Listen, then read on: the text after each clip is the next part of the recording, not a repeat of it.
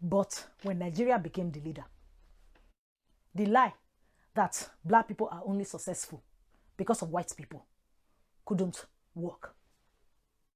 The economic success of Nigeria is because of black Africans. So, Western media stopped talking about both countries. And since then, has tried to ignore that Nigeria remains the most wealthy country in Africa.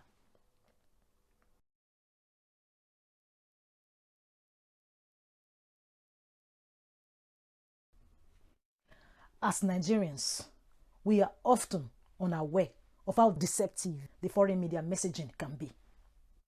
We are also unaware of how damaging casual complaints or repeating of stereotypes can be for our nation. Let me give you some examples. In 2012, in an interview with Reuters news agency, Aliko Dangote said, Nigeria is the best kept secret in the world. Anybody who doesn't invest in Nigeria only has himself to blame going forward if he misses out. But do we ask ourselves, why is the success of the 7th most populous country in the world being kept a secret? The European 1% themselves tell us if we actually listen to what they are saying. At the same time as Mr. Dangote made a statement, the global chief economist at Renaissance Capital, Charles Robinson, who has tirelessly for over a decade encouraged rich people to invest in Africa through his firm, said, we know it's not risk-free, but look around the world and find another economy with 160 million people growing at 7% with such potential. It's a struggle to find them. Just think about that. And who the message is directed at. It's not risk-free. The 1% want to be gatekeepers to their people investing in Nigeria. Gatekeepers to Nigerian expatriates investing in Nigeria.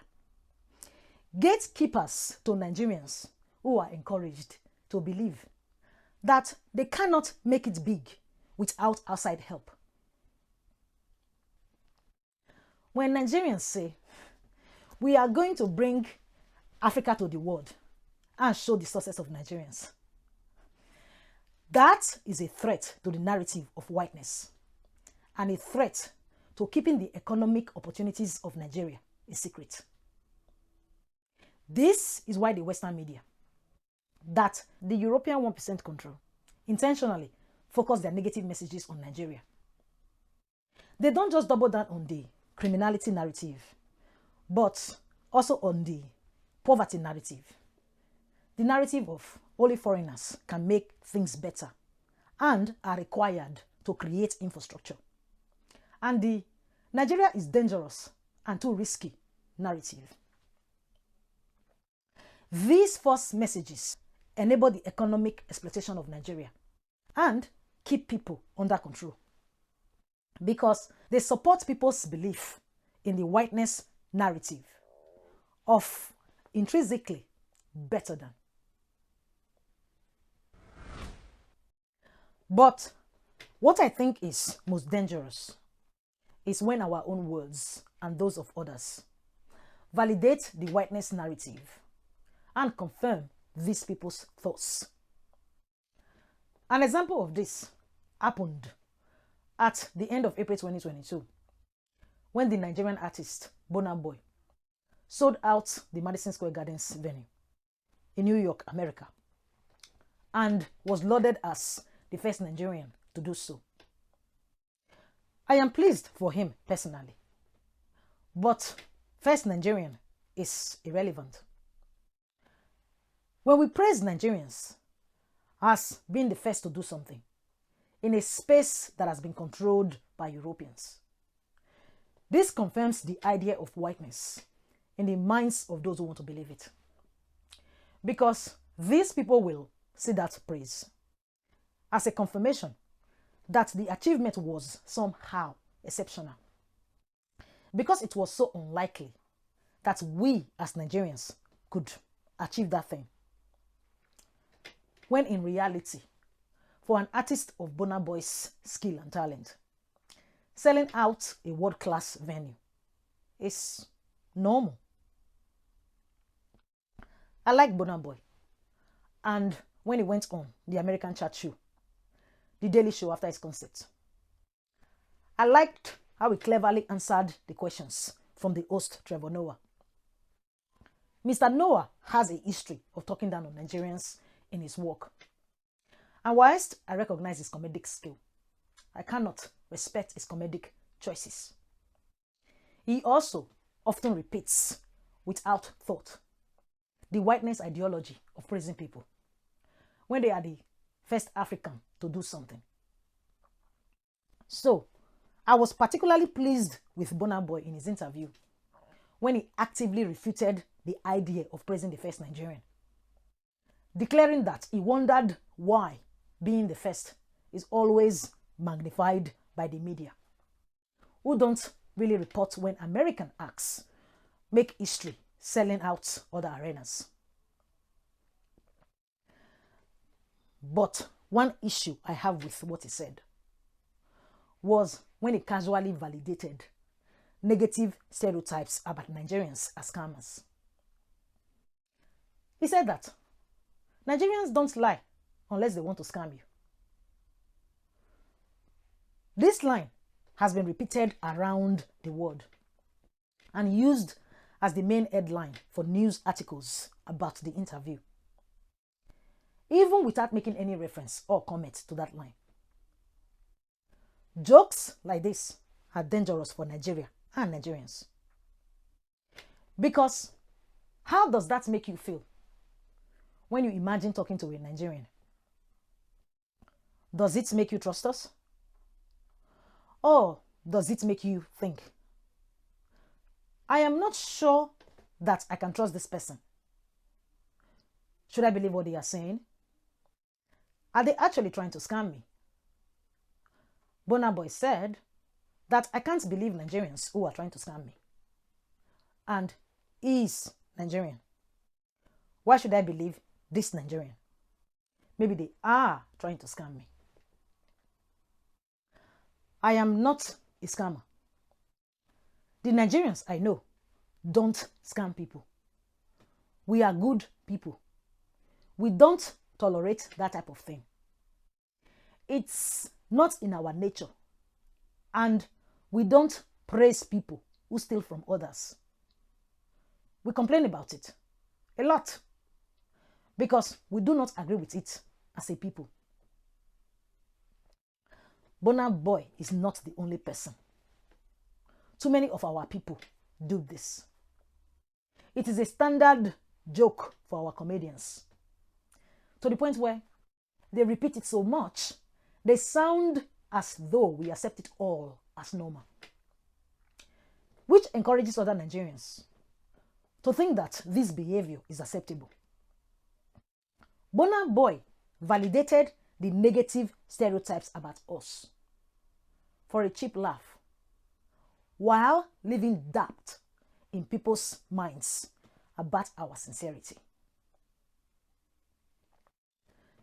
This is dangerous for our children because they will have to suffer the assumptions and stereotyping of foreigners as they interact with them and build Nigeria's future. Those stereotypes lead to people automatically being suspicious of Nigerians. So they are then distrusted and denied employment. Or in a workplace, when something goes missing, or a financial mistake gets made, it is the Nigerian who is automatically assumed to have stolen, when other people would be presumed innocent.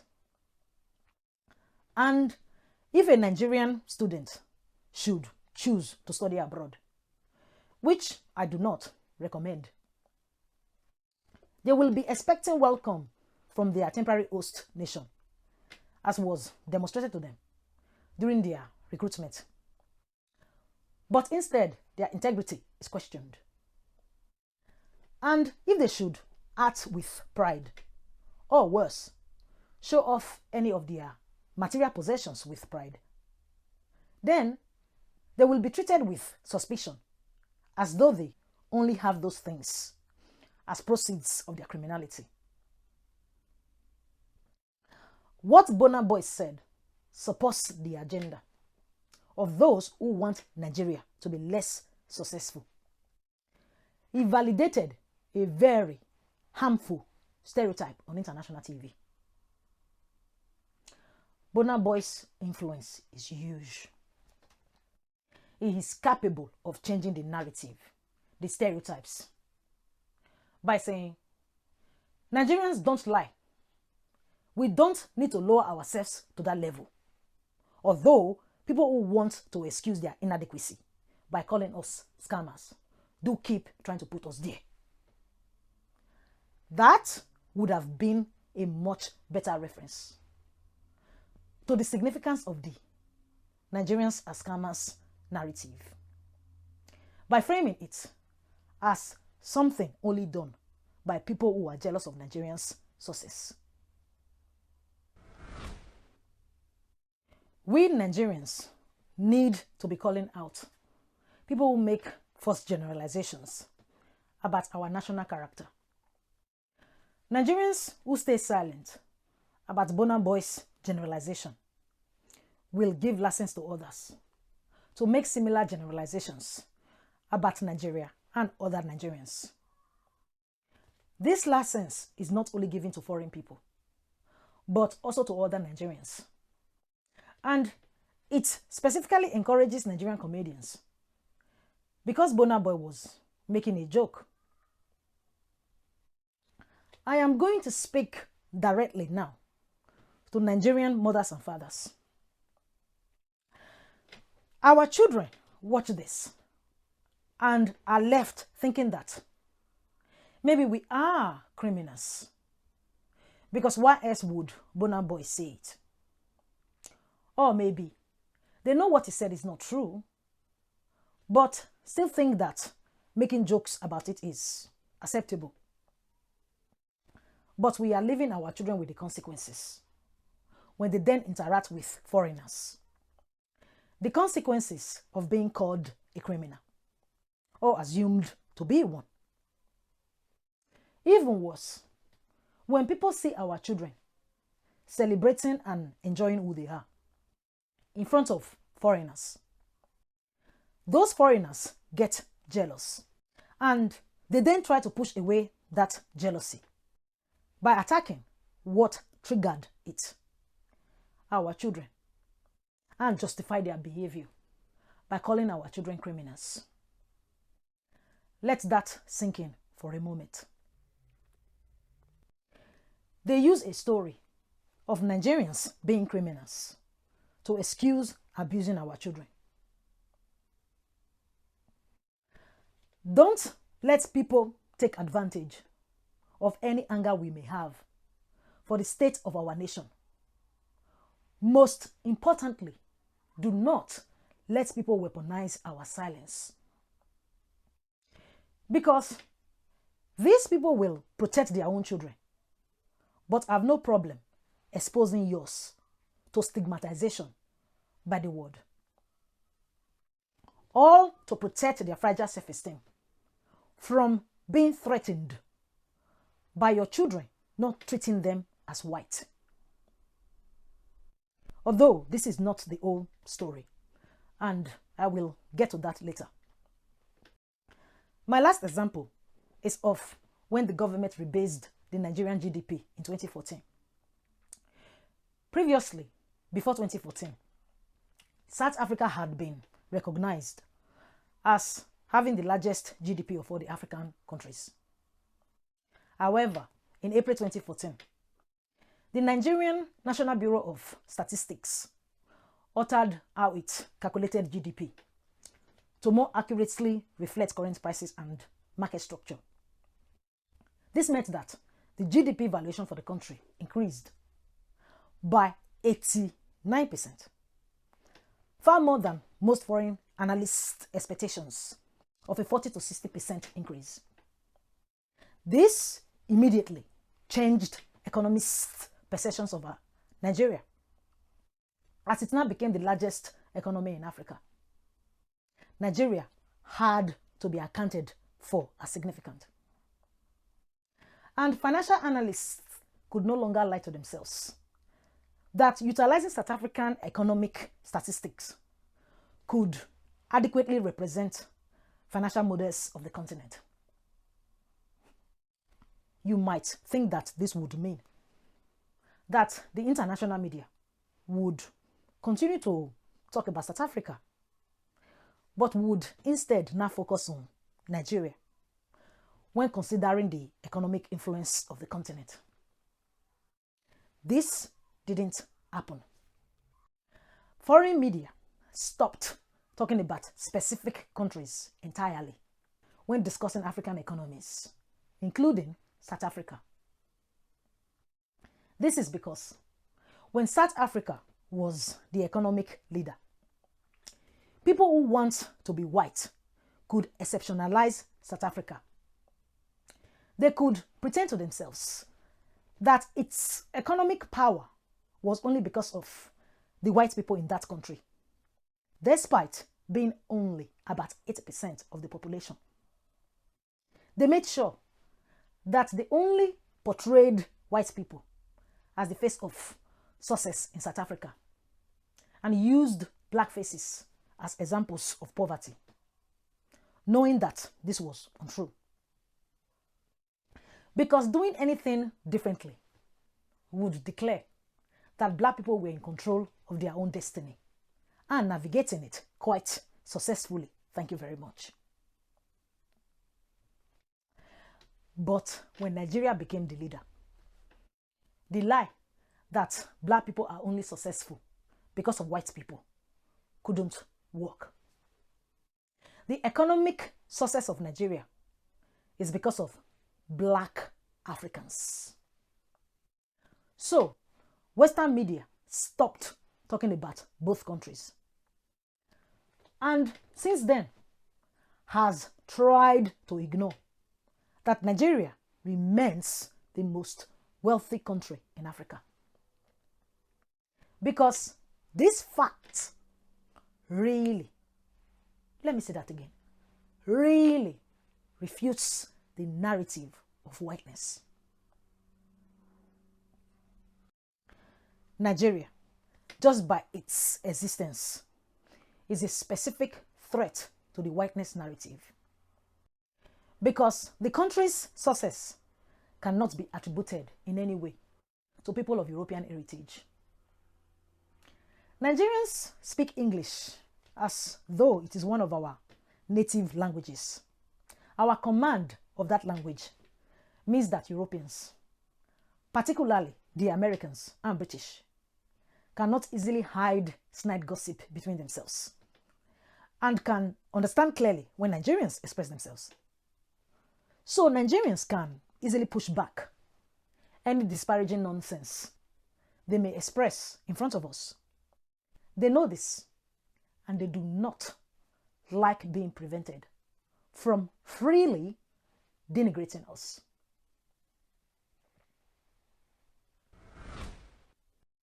Nigerians expressing their Nigerianness are clearly understood by everyone because the English language is understood by everyone, particularly Europeans.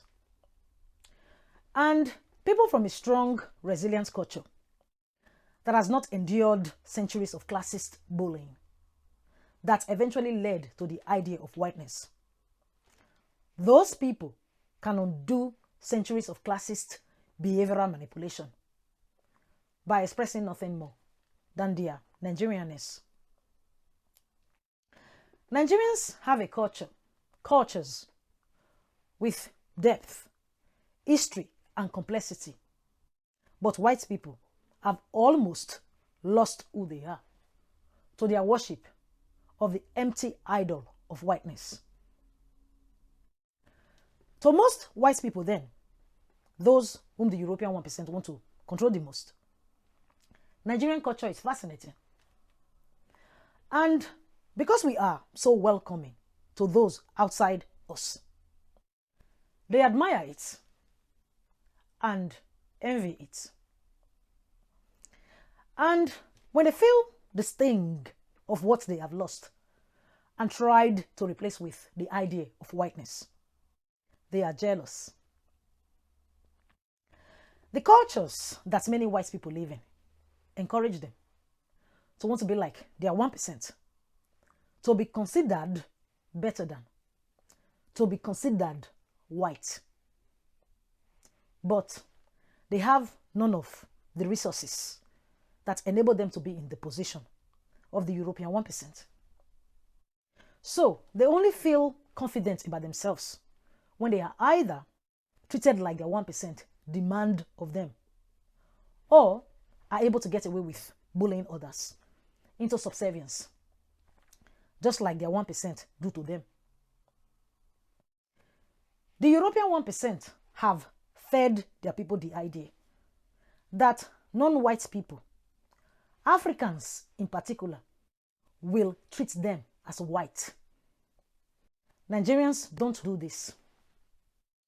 Nigerians have no prolonged history of living in a society where they have little power to prevent bullying by people trying to be white. Attempts by these people to be considered white are treated by Nigerians not as racist discrimination, although it is, but for what it really is: an attempt by an insecure person to be considered better than. This is because Nigerians already know and experience this. They know what it is like to be around people who are obsessed with "I better pass my neighbor." The way that Nigerians naturally respond is also the best proof to white people that they are not considered white. They are treated like insecure, jealous idiots. Or even worse for them, their attempts at racist bullying are ignored as being beneath the Nigerians' attention, because the Nigerian person is busy enjoying being Nigerian whilst driving their shiny new car that the white person will never be able to afford. Accusing that Nigerian of being a criminal is the last attempt by the white person to defend their wounded self-esteem by inventing a reason to not respect the Nigerian person, to not treat them as superior to themselves, in the way the European 1% have trained them to behave around their social superiors. The European 1%, though, are jealous masters.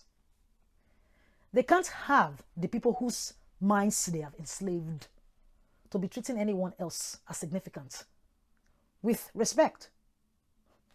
So they encourage the narrative of Nigerian criminality to maintain control over the people they have traditionally decided that only they can own. Nigerians need to be very aware that any narrative of our incapability and any success being exceptional but probably criminal is being actively encouraged. People also need to be aware that when you complain about issues in our country in front of others, expressions of sympathy are set to your face, whilst at the same time, behind your back, your complaints are reused as evidence against you. We are not resisting the whiteness narrative. We are supporting it.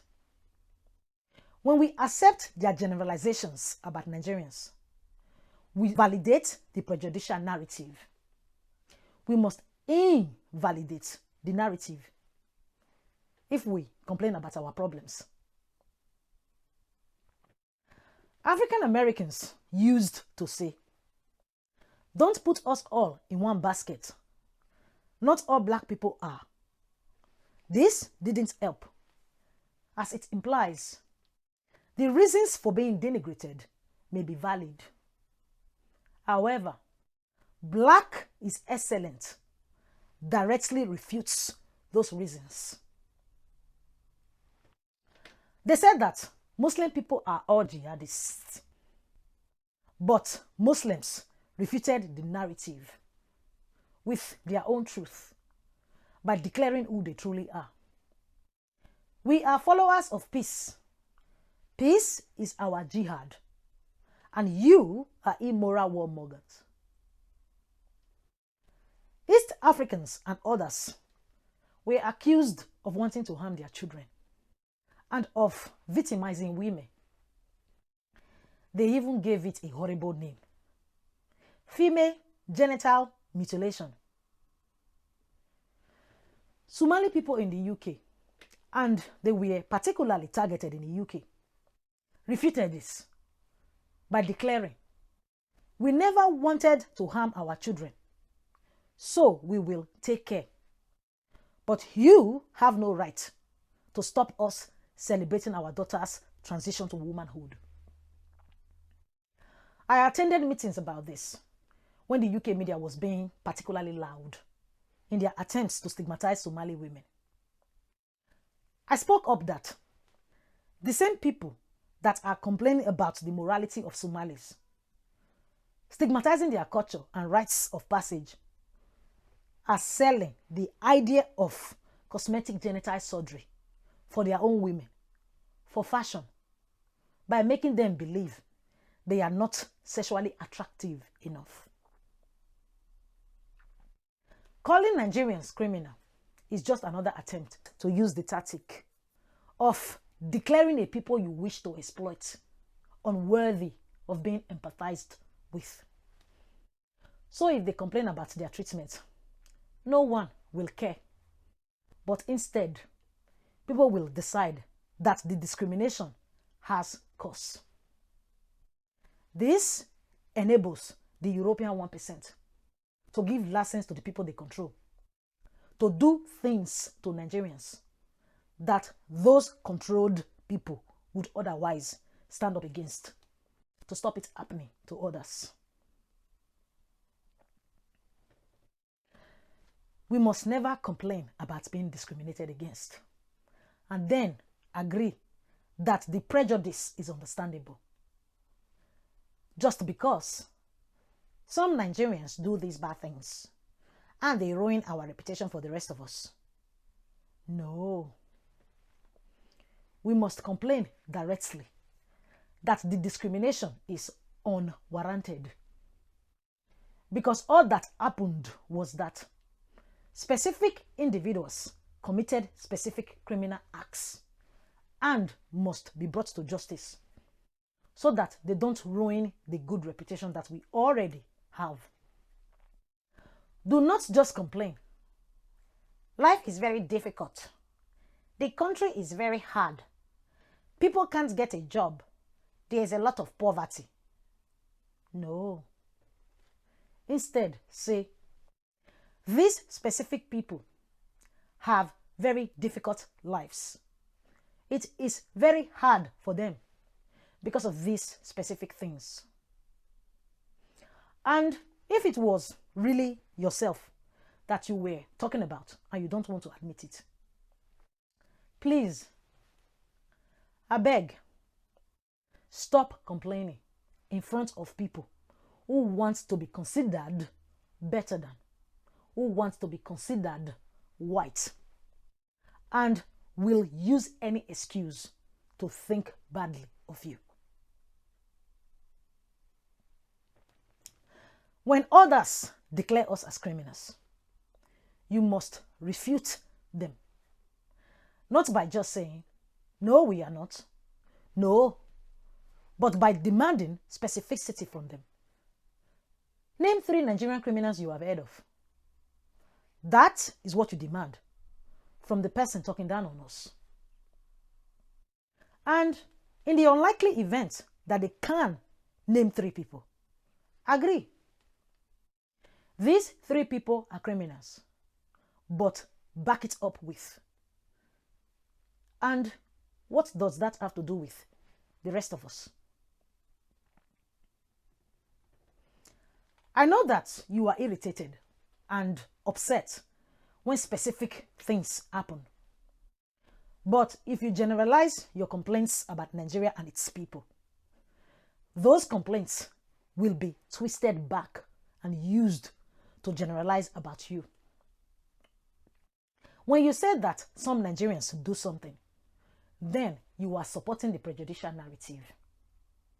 When you agree that Nigeria has too many people that do XYZ, then you let others use your words and generalize to support the narrative.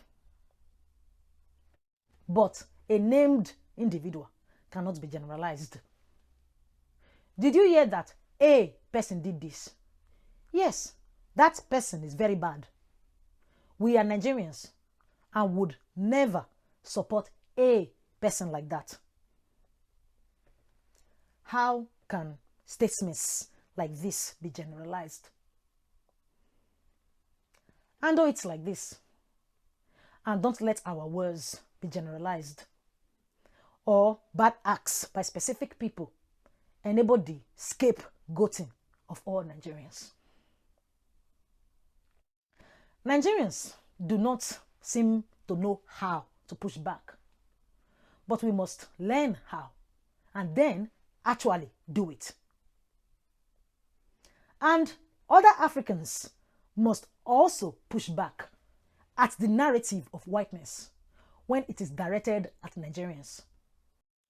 Because the very nature of it is to generalize about all Africans. And it will be used against you too. The people who use this prejudicial narrative will take every generalization you make about Nigerians and fit them to point at you as well. Just in case your own successes threaten the narrative, or just if damaging your reputation might help the European 1% control people. It is this casual use of anything to support the narrative of whiteness. That means everyone, everywhere should be pushing back against the damaging of Nigeria's reputation, because the narrative was designed to control everyone. And the dehumanization of its first targets, Europeans, has led to the murder of George Floyd, discrimination against Muslims worldwide, and wars that have engulfed multiple countries. When the narrative of whiteness has been tied to people's self-esteem, people die when it is allowed to thrive. And the next person thrown into the bonfire by the European 1% to maintain their control, and I mean that literally, maybe you. Thank you for watching this video. Please support Nowogh Talks by hitting the like button and subscribing. Hit the notification button below and also leave a comment so we can continue the discussion. Look out for the next part where I'll be talking about the other reason why Nigerians are being branded as criminals. Because it's not just about whiteness alone.